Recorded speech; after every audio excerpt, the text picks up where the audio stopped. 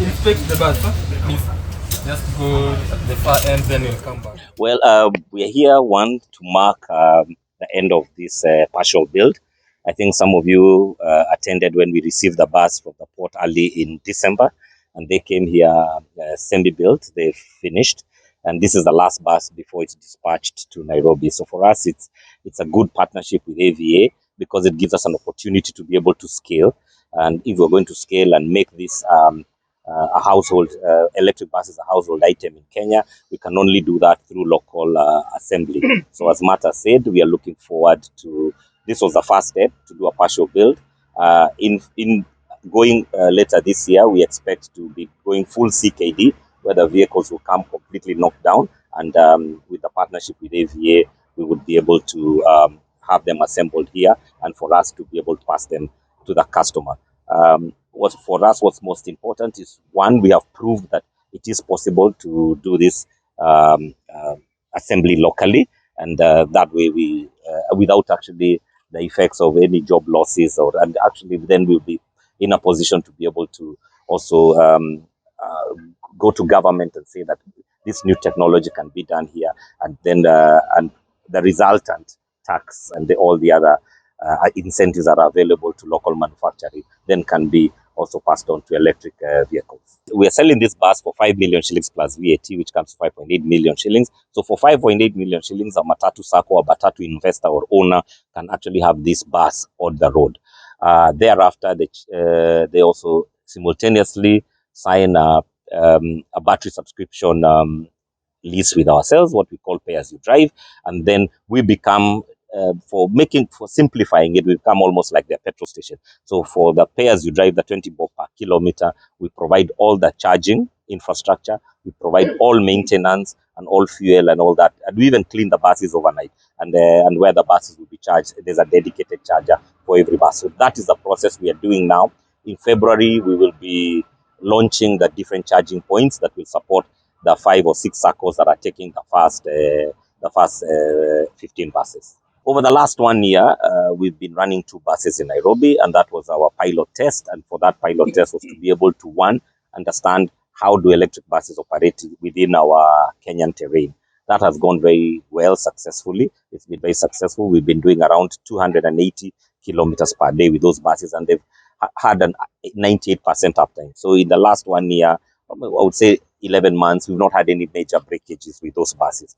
So what then came is another 15 buses, and this is the last one of those 15 that came partially built. And this, as soon as we are finished here, this bus will be loaded and delivered to Nairobi.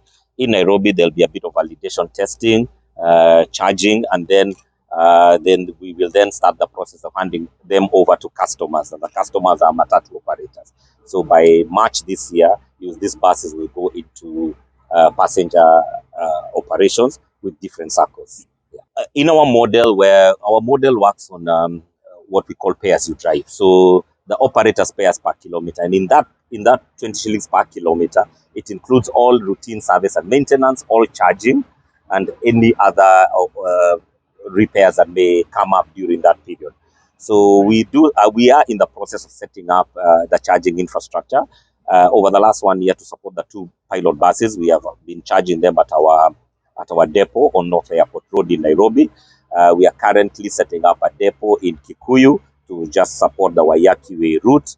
We are creating a charging infrastructure also on the Thika Road in Roiro, and also two other areas in Eastlands. So one of the ways we are putting up our infrastructure is based on where the vehicles are going. So we must follow the routes. Unlike in the developed world where buses come to one depot, here in Kenya, we operate on different routes. So we are creating that infrastructure on the different routes, and that's already happening. At the moment, our focus is on what we are calling city buses. So starting with Nairobi, there's a lot of great interest from Mombasa. So we are looking forward to, in the very near future, to be having electric buses running in Mombasa.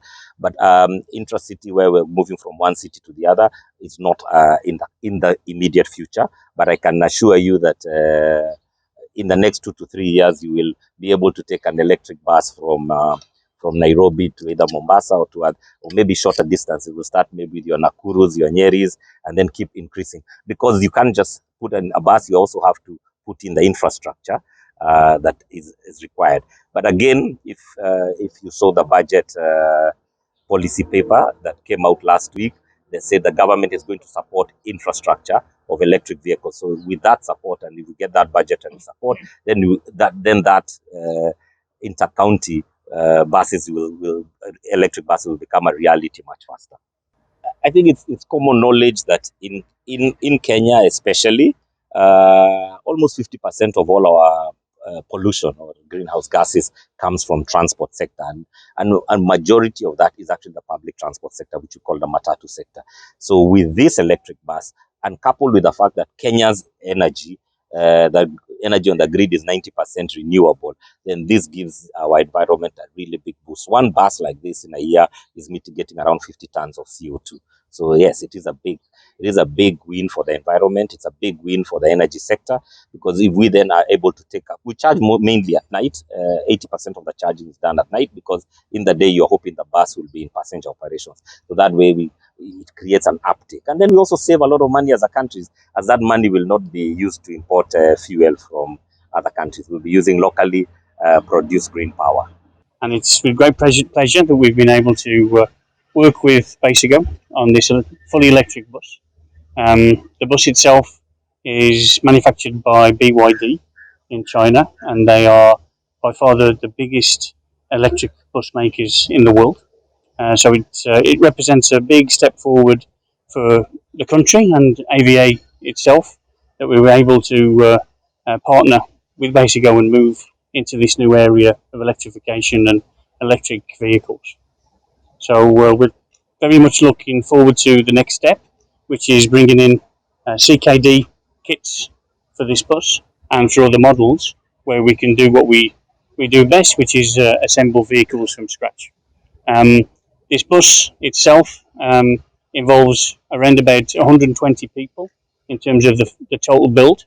So certainly it's going to help employment in the country, and certainly help us to grow the industry that we're planning to do as part of AVA's strategy.